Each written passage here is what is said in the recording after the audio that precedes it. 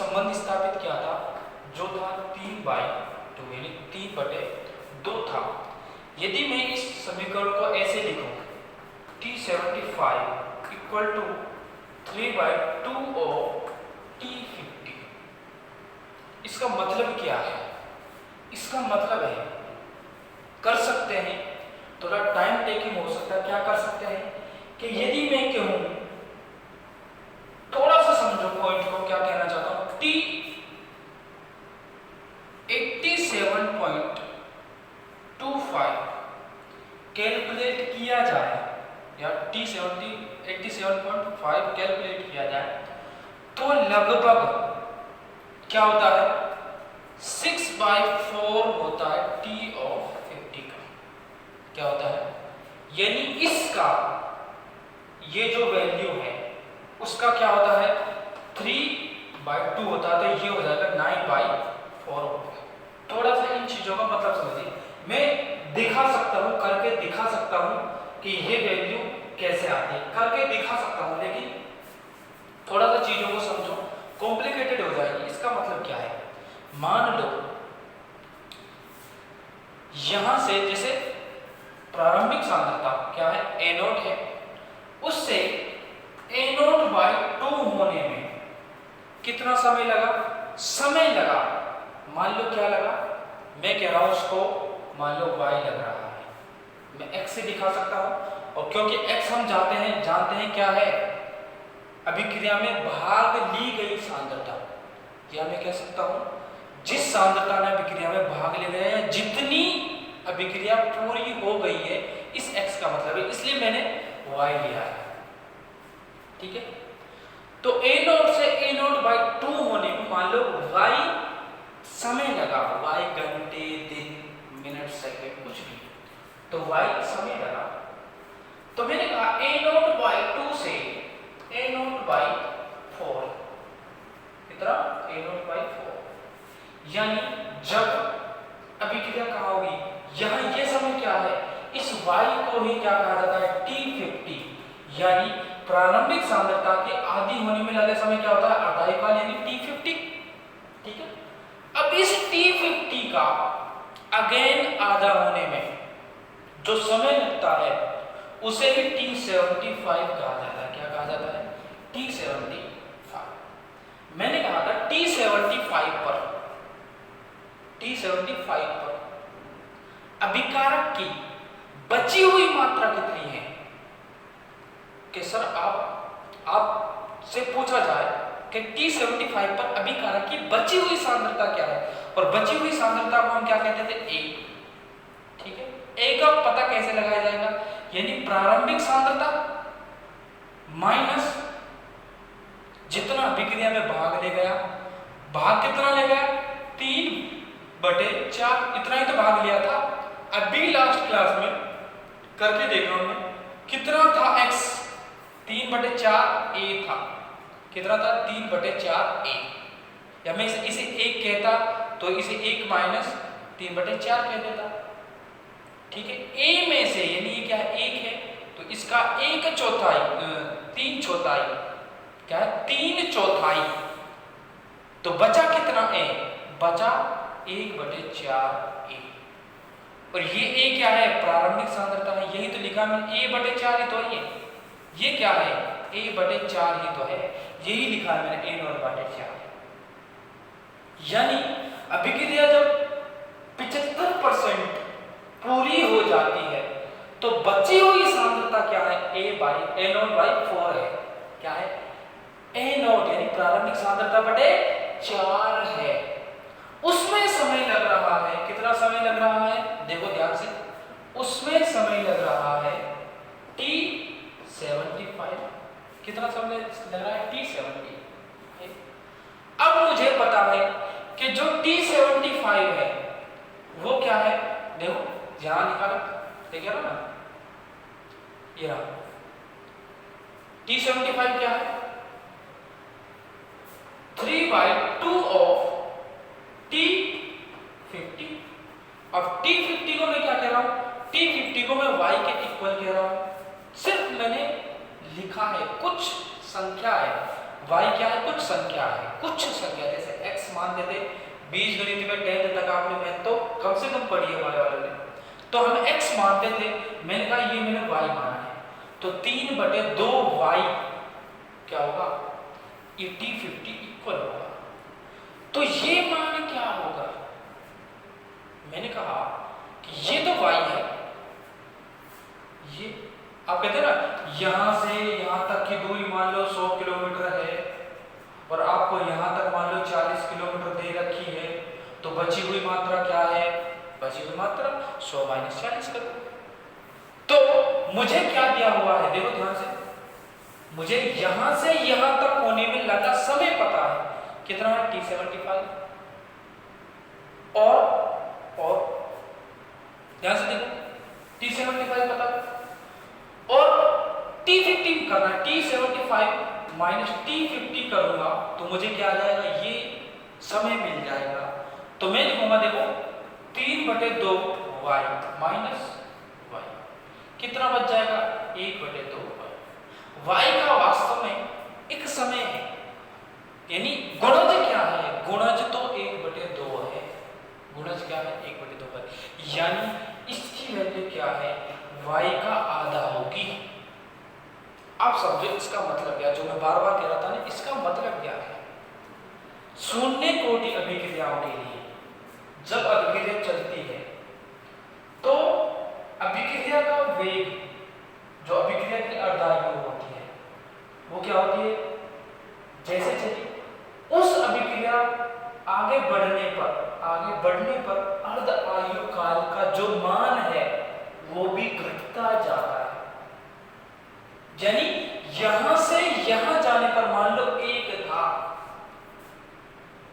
यहां से यहां जाने पर क्या था, 1 इधर ये y, देखो y था, तो अब यहां से यहां जाने पर क्या हो गया, आधा हो गया, अर्धायुकाल क्या हो गया, आधा हो गया।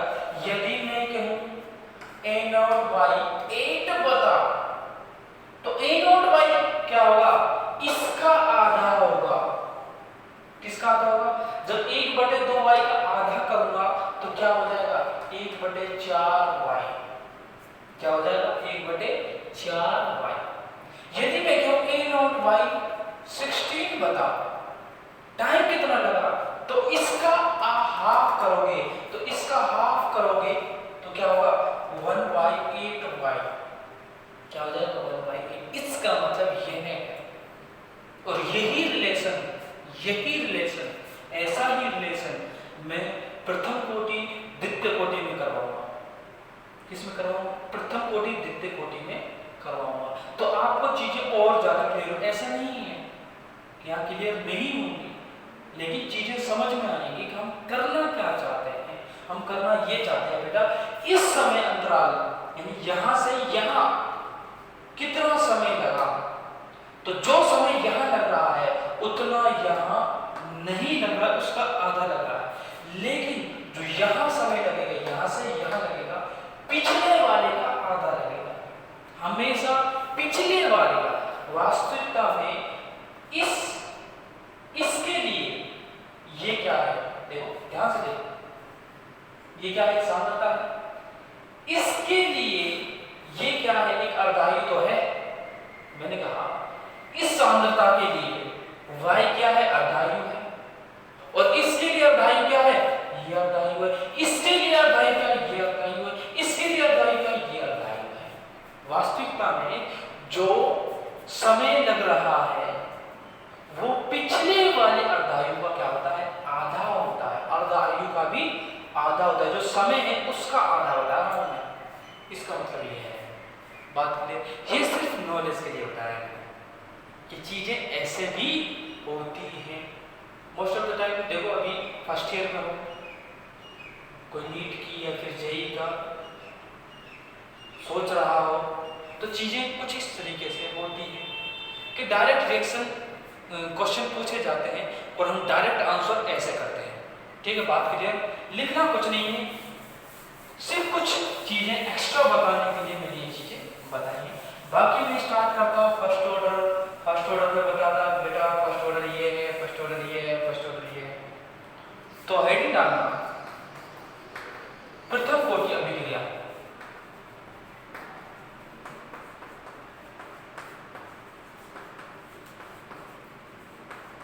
नहीं तो डायरेक्ट आता और आपको प्रथम कोटि अभिक्रिया का अध्ययन करवाता, समझाता है ना। तो प्रथम कोटि अभिक्रिया क्या है?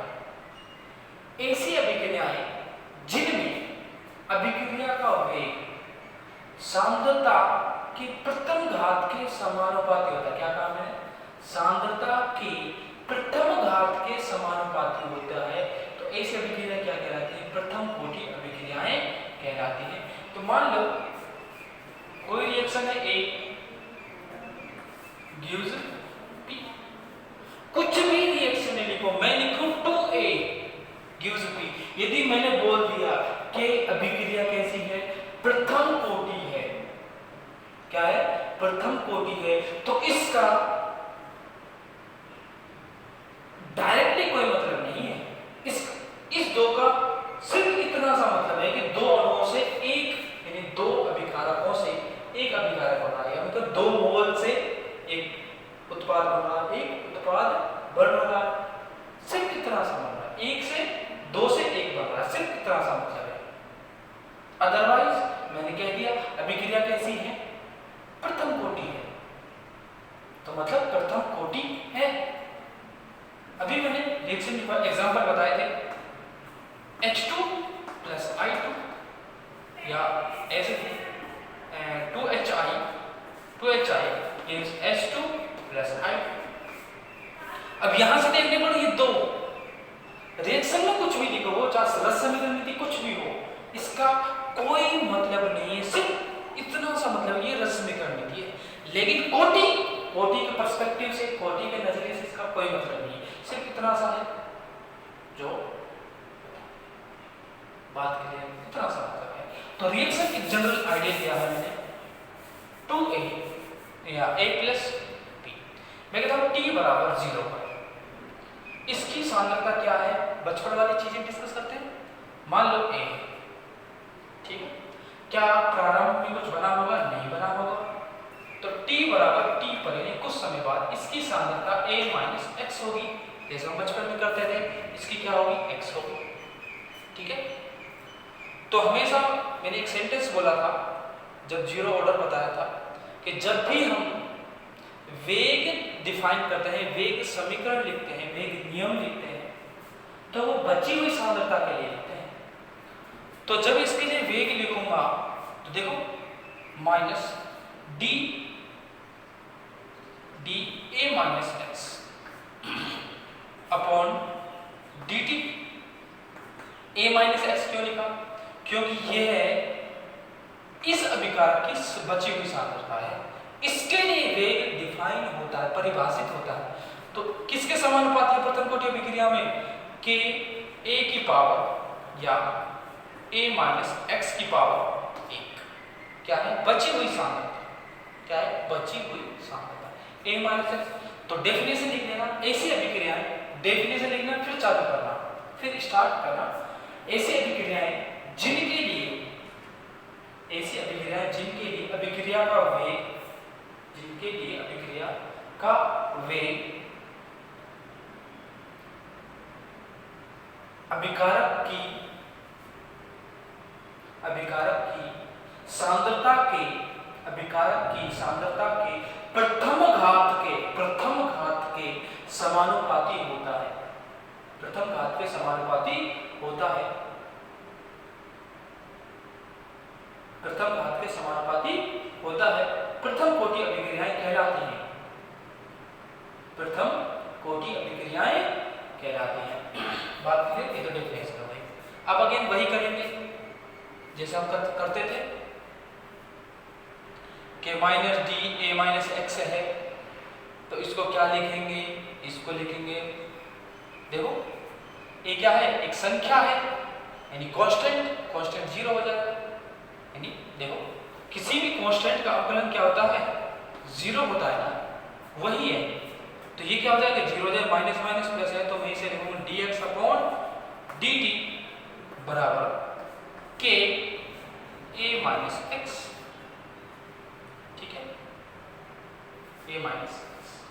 मेरे पास तरीके कई हैं। अब इसको इंटीग्रेट करूंगा समाकलित करने पर। समाकलित करने पर, समाकलित करने पर, समाकलित कैसे करूंगा, dx upon a minus x equal to k dt, यही है। समाकलित करो, k तो स्थिरांक है, ठीक है, k स्थिरांक है तो बाहर ले दूंगा। अब समाकलन, क्या कोई लिमिट लगी हुई है, लिमिट नहीं है, तो मैं डायरेक्ट में 1 अपॉन a माइनस एक्स का जो समाकलन होता है लिख लेना, यहाँ ब्रैकेट में बाय वाला तो specially 1 upon a minus x dx का समाकलन क्या होता है, माइनस ln x, या ln minus ln a minus x क्या होता है, minus ln a minus x, ये होता है, लिख लेना है ना। तो इसका जो समाकलन होगा वो क्या होगा, विदाउट लिमिट है, तो जब विदाउट लिमिट है तो मैं लिखूंगा ln a minus x equal to k t, और समाकलन स्थिरांक, जब लिमिट नहीं होती है तो स्थिरांक लगाया जाता है c। देखो मैं मैथ पढ़ाने नहीं है, यदि कोई गलती हो जाए ऐसा बस सोचना कि क्या बता दिया, मैथ वाले स्पेस नहीं है ना, सिर्फ मैं केमिस्ट्री पढ़ाने आया हूँ, ठीक है, तो चीजों को समझे। तो minus ln a minus x equal to k t plus c, इसको इक्वेशन नंबर 1 नाम दे दो, या फिर ऐसा करो, एक मिनट देखो, यहां हमारे पास ये जो इक्वेशन आती है ना, ये लिख लेना, यहाँ यदि स्पेस थोड़ा सा भी बचा हो यहां लिख लेना, यह समीकरण प्रथम कोटि अभिक्रिया के लिए अवकलित वेग समीकरण, यह है समीकरण प्रथम कोटि अभिक्रिया के लिए अवकलित वेग समीकरण है। क्या है, अवकलित वेग समीकरण, क्या है, अवकलित वेग समीकरण, ठीक है।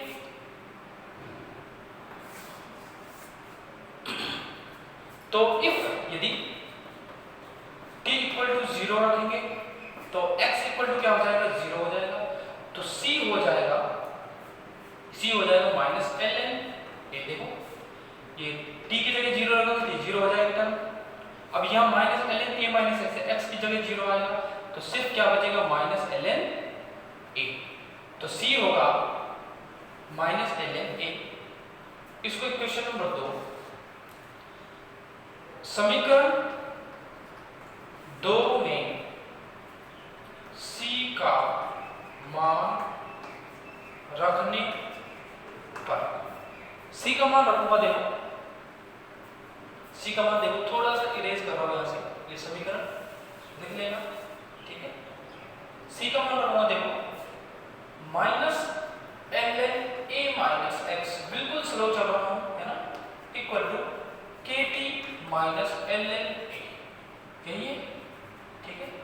अब देखो थोड़ा सा, यदि इस टर्म को यहां ले जाऊं तो ये क्या होगा, प्लस का होगा, लिख देता हूं बाय वाले के लिए स्पेस kt इक्वल टू, यहां क्या है, minus ln a minus x plus ln a, ये क्या है, लॉग नेचुरल है ln, है ना, log base e, ln a घबरा, ये मत सोचना कि क्या है, लॉग है, लॉग बेस e को ही ln कहा जाता है ना, log natural.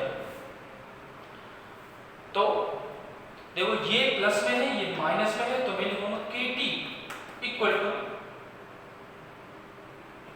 ln a upon a minus x, तो k equal to 1 upon t ln a upon a minus x, k equal to एक ये इक्वेशन और k इक्वल टू 2 ln को log बेस 10 में कन्वर्ट करेंगे, log बेस 10 किसमें, log base 10 में कन्वर्ट करते हैं, किसको, log e को, तो किससे मल्टीप्लाई होता है, 2.303 का, इससे होता है 2.303 का मल्टीप्लिकेशन करेंगे, 2.303 upon t log base 10 a upon a minus x, ये क्या है, तुम्हारा बचपन वाला फॉर्मूला है जो तुम किया करते थे, क्या करते थे, तुम्हारा बचपन वाला फॉर्मूला है जो तुम किया करते थे। ये सब कुछ उतारना है और वीडियो को पॉज करो, जस्ट 1 क्लिक में लिखना है, ठीक है। छापो जल्दी, मैं इरेज करूंगा तुरंत, मुझे बहुत कुछ बताना है, ठीक है। वीडियो को पॉज करो और जो लिखना चाहते हो वो बोर्ड से लिखोगे। इरेज कर रहा हूं, है ना, इरेज करूं, ठीक।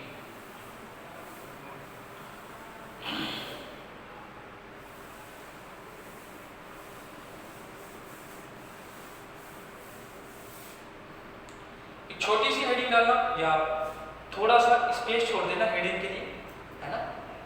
कई बार तुमसे डायरेक्ट क्वेश्चन पूछा जाता है, इसलिए मैं उसी के अकॉर्डिंग तुम्हारे सिलेबस के यूनिवर्सिटी पैटर्न के बेसिस पर करवा रहा हूँ कि हमारा कैसा भी क्वेश्चन आ जाए तो आंसर बन जाएगा। यदि एक छोटी सी हेडिंग छोड़ देना, यदि लिख रहे हो साथ में साथ, पहले समझ लो थोड़ा सा। यदि और हम जानते हैं कि ए क्या है, ए क्या है, ए नॉट, इसको लिखो प्रारंभिक सांद्रता, प्रारंभिक सांद्रता। और a माइनस एक्स को क्या जानते हैं हम, a यानी अंतिम सांद्रता या बची हुई सांद्रता, ठीक है। से रिप्लेस किया जाए तो देखो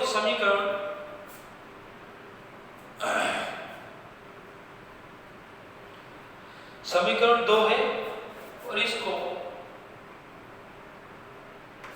3, 4, 5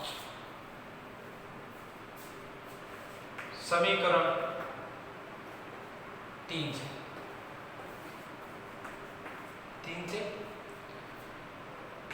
KT इक्वल टू क्या है, ln, a की जगह क्या लिखूंगा, a नॉट अपॉन a, क्या लिखूंगा, a नॉट अपॉन a। देखो ध्यान से, यदि इसको रिवर्स कर दूं, कैसे रिवर्स कर दूं, a ऊपर ले आऊं, a नॉट नीचे ले आऊं, तो क्या होगा, तो यहां KT हो जाएगा, क्या हो जाएगा, minus KT equal to ln a upon a naught, क्या हो जाएगा। या तो मैं यहाँ माइनस लगाता फिर उसे यहाँ ले आता, है ना, एक स्टेप में क्या है। मैथ वाले तो समझ पा रहे हैं, लेकिन थोड़ा बायो वाला प्रॉब्लम हो सकती है, लेकिन बिल्कुल इजी वे में चल रहे हैं ना। तो इसको रिवर्स लिखा है, a नॉट बाई a था, a बाई a नॉट लिखा है, तो माइनस आगे आ जाए, ठीक है। तो सिर्फ क्या क्या है, मैं ln को क्या कर रहा हूँ, हटा रहा हूँ, लॉग में नहीं एक्सपोनेंशियल में। तो मैं लिखूंगा a upon a not equal to, क्या लिखूंगा, e बेस यानी एक्सपोनेंशियल की पावर माइनस KT। और देखो यहां लिख रहा हूं, यहां a equal to a naught e की पावर माइनस KT। ये क्या है, यही विल्हेल्मी इक्वेशन है। तो हेडिंग डालनी है विल्हेल्मी समीकरण, विल्हेल्मी समीकरण a equal to a naught e की पावर माइनस KT। कई बार इस a को CT यानी टाइम t पर, यानी समय t पर सांद्रता, और c को यानी प्रारंभिक सांद्रता को c नॉट से भी दिखाया जाता है। तो ऐसे घबराने वाली बात नहीं, कुछ अलग देख लो तो हम आंसर हर तरीके से करेंगे। बात clear, a equal to a naught minus KT। तो लिख लेना समीकरण नंबर 6, यही क्या है, नीचे लिख लेना, यही विल्हेल्मी समीकरण है। क्या है, विल्हेल्मी समीकरण है। ये तो तुम्हारा हो गया बचपन वाला तरीका, ठीक है। अब मैं अपने तरीके से करवाऊंगा। तो मेथड नंबर 1 कंप्लीट होता है विल्हेल्मी इक्वेशन का। तो मेथड नंबर 2 जो मेरा तरीका है वो मैं बताऊंगा, ठीक है। इरेज कर रहा हूं। जो भी लिखना चाहते हैं तरीका तुम्हें पता है, अगेन मैं बार बार इसलिए बता रहा हूं कि आप भूले ना, है ना, कि वीडियो को पॉज करना है और आपको राइट डाउन करना है, ठीक है। मेरा वाला तरीका, ठीक है। हमें पता है कि रिएक्शन कैसी है, यूस्पी, ठीक है, t बराबर 0 कॉन्सेंट्रेशन क्या है ए नॉट, और टी बराबर टी पर कॉन्सेंट्रेशन क्या है ए, क्या है ए। तो ध्यान से देखो, यहां पी की सांद्रता की तो हमें जरूरत है ही नहीं, तो यदि लिखना चाहो तो x लिख सकते हो, ठीक है। अब मैं रेट डिफाइन कर रहा हूं, minus d a upon D T बराबर के ए की पावर 1, क्या लिख रहा हूं के ए की पावर 1, इरेज कर रहा हूं थोड़ा सा, चलो कोई बात नहीं, थोड़ा सा minus D upon D T बराबर के, समाकलित करने पर, समाकलित करने पर, समाकलित करने पर देखो, समाकलित कैसे करूंगा, minus d a upon a equal to k d t, क्या के डी टी। अब थोड़ा सा ध्यान दो, यहां मैंने कहा अब लिमिट लगा रहा हूं, लिमिट लगा रहा हूं समय t इक्वल टू 0 से t इक्वल टू t, यानी समय क्या है, समय की जो लिमिट है 0 से t के बीच में इंटीग्रेट कर रहा हूं, यानी समाकलित कर रहा हूं। और इसको सांद्रता कहां से कहां परिवर्तित हो रही है, प्रारंभिक सांद्रता से अंतिम सांद्रता के बीच में, यानी a नॉट से a, क्या हो रही है a नॉट से a। यदि इस माइनस को मैं आगे लिख सकता हूं क्या, देखो यहां लिख रहा हूं, देखो ध्यान से देखो, माइनस को यहां लिखा है तो ऐसी कोई प्रॉब्लम वाली बात नहीं है, ठीक है। देखो जब इसको समाकलित करूंगा तो 1 अपॉन x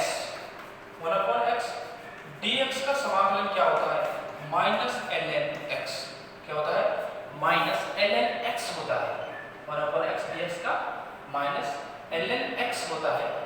तो समाकलित करूंगा, ठीक है, देखो माइनस पहले से ही है, माइनस पहले से ही, तो यहां से minus ln a not a, यानी लोअर लिमिट अपर लिमिट, यानी न्यूनतम सीमा और उच्चतम सीमा, ठीक है, इक्वल टू क्या है, ये तो हो जाएगा kt, ये kt हो जाएगा, ठीक है।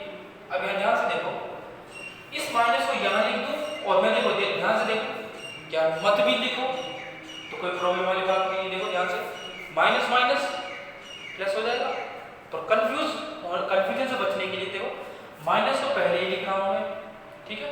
यहां क्या है minus ln a, minus ln a minus, और अगेन माइनस ln a क्या हो जाएगा plus ln a not equal to kt, क्या हो जाएगा kt, ठीक है। तो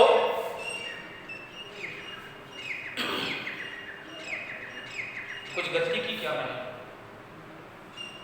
लेट्स चेक कहां गलती के, वो तो नजर आ जाएगी। तो ये वैल्यू हो जाएगी, गलती की है, सॉरी फॉर एरर्स, मुझे समझना होगा गलती कहां की है, क्योंकि यहाँ इंटीग्रेशन में गलती हो सकती है, कि इंटीग्रेशन किया है मैंने, वहां गलती हो सकती है।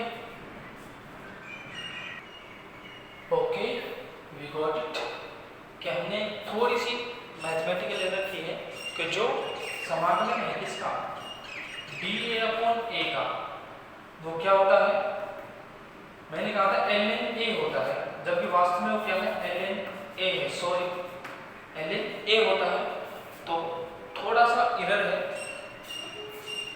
क्या होता है माइनस ln a ना होके क्या होता है प्लस ln a होता है। अगेन माइनस ऑलरेडी है, तो ln a minus ln a not equal to kt, ln a not equal to kt। देखो ध्यान से, इस माइनस को वहां ले जाओ तो हमारे पास क्या आता है, देखो ln या अंदर मल्टीप्लाई कर दो तो ln a माइनस का हो जाएगा, और ln a नॉट प्लस का, तो मैं इसे a से लिख सकता हूं ln a not upon a equal to kt, ln a not upon a equal to kt। तो यहां से k निकाला जा सकता है, देखो k, equal to 1/t ln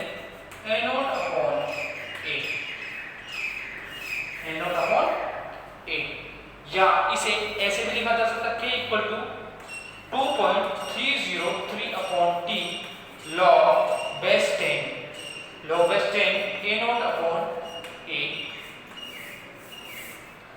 2.303/t log A। क्या इस इक्वेशन को किसी और तरीके से कन्वर्ट किया जा सकता है? बिल्कुल किया जा सकता है। यदि मैं कहूं, यदि इस इक्वेशन को मैं कहूं थोड़ा सा मॉडिफाइड करूं कि ln A0 इसे ऐसे लिखूं ln A/A0, यानी इसका रिवर्स कर रहा हूं, ठीक है, इसका क्या कर रहा हूं, रिवर्स कर रहा हूं। तो मेरे पास क्या है ln A/A0 equal to -kt। तो मुझे A चाहिए, ln हटाऊंगा, तो ln हटाऊंगा क्या आएगा A/A0 इक्वल टू e की पावर -kt, और A चाहिए A इक्वल टू E, यानी A equal to A0 e की पावर -kt। हमारे पास रिजल्ट आता है, यही विलहेल्म इक्वेशन। देखो ये बिल्कुल एग्जैक्ट सेम है, क्योंकि मैंने डाटा को क्या क्या है, रिप्लेस किया है। जस्ट डाटा को क्या क्या है, रिप्लेस किया है। यानी A था, A0 था, हमारे पास क्या है, इनिशियल कंसंट्रेशन की इक्वल है। A0 किसके इक्वल है, A के इक्वल है, और A - x क्या है, किसके इक्वल है, A के इक्वल है। देखो यहां से देखो A0 को A से, देखो इस इक्वेशन को 2.303/t log A/A - x ही तो है ये इक्वेशन। तो लिख सकते हैं, ठीक है। इस तरीके से मेरे पास दो तरीके हैं।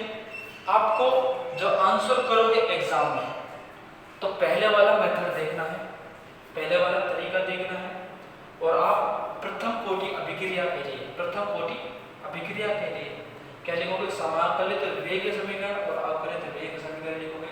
यदि विलहेल्मी समीकरण पूछा जाए तो आप विलहेल्मी समीकरण लिखोगे। जितने नंबर का क्वेश्चन है, आपको उतने ही नंबर के अकॉर्डिंग, उसी अंकन के अकॉर्डिंग आपको आंसर लिखना होगा। तो नेक्स्ट क्लास में इससे आगे की बातें डिस्कस करते हैं कि प्रथम कोटि अभिक्रिया के लिए उदाहरण है, कुछ क्वेश्चन करेंगे और अर्ध आयु